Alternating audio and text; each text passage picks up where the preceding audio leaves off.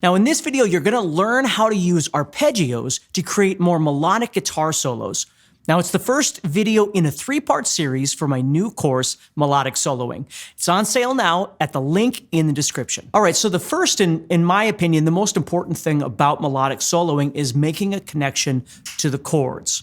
So you wanna make sure, for instance, if you're soloing in the key of E minor, if your song is in the key of E minor, you're not just thinking E minor pentatonic or E minor, natural minor or something like that. You're thinking about the chords and trying to make some sort of connection to those chords.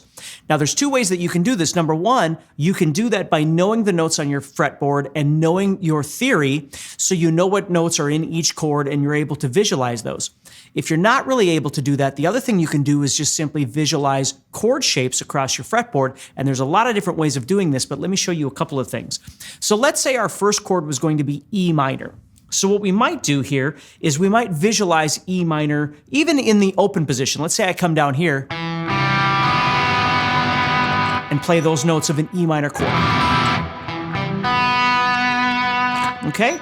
Now I could visualize those notes right here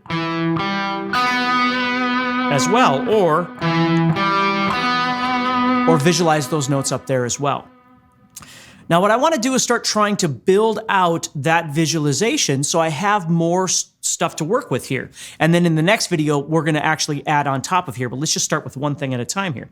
So as I play, I'm thinking about my notes. Now, if you know anything about your theory, you're playing E, G, and B, or the root, the 3rd, and the 5th. If you don't worry about that. But so I'm building up. Or I might play, or if I was up here,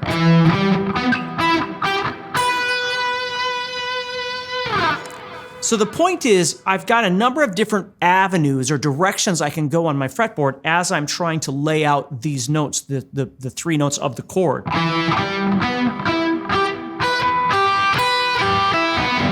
And I could even start kind of wrapping them around each other. Now that's not enough to get us there, but it's certainly a wonderful start. Now you might not see all of that, but if you could just see a little bit just to get started, that's really important. Now let's say the next chord that comes up is going to be G major.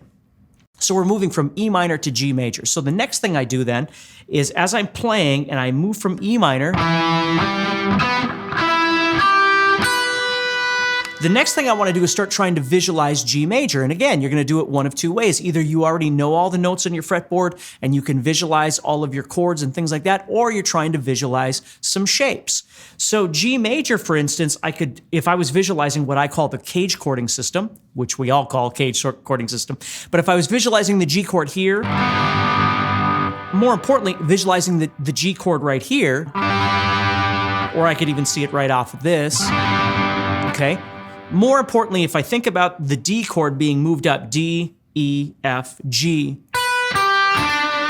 I could see the G chord sitting right there. So as I'm playing E minor, and then G comes up, I could drop into that. Now, as I'm doing this, and again, I've got a couple more videos coming here where we're going to keep elaborating on this, but I might not just sit and play the arpeggios up and down like this.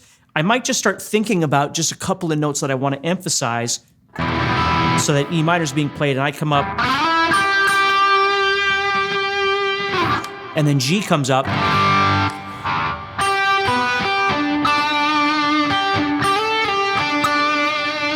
okay? Now in the next video, what we're going to be doing is adding in the notes of the scale around this arpeggio to give it more of an authentic feel, okay?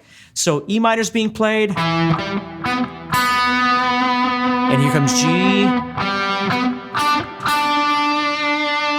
minor comes back,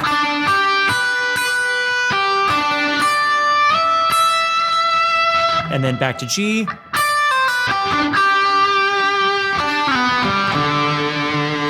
okay? So it's just something to get you started a little bit and thinking about what you need to do to start visualizing these chords across the fretboard in these arpeggios or this cage chording system. Because you can come up with some really simple ideas, but are really effective. If I just decided, let's say we're doing something where I'm going to create a bit more repetition. So the E minor is being played and I'm going. and then G, and then C, and then D,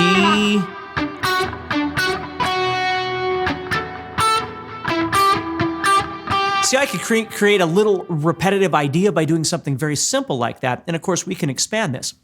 So what we do need next, though, is to start adding some more notes in, and that's where the next video is going to come in, so make sure that you watch for that.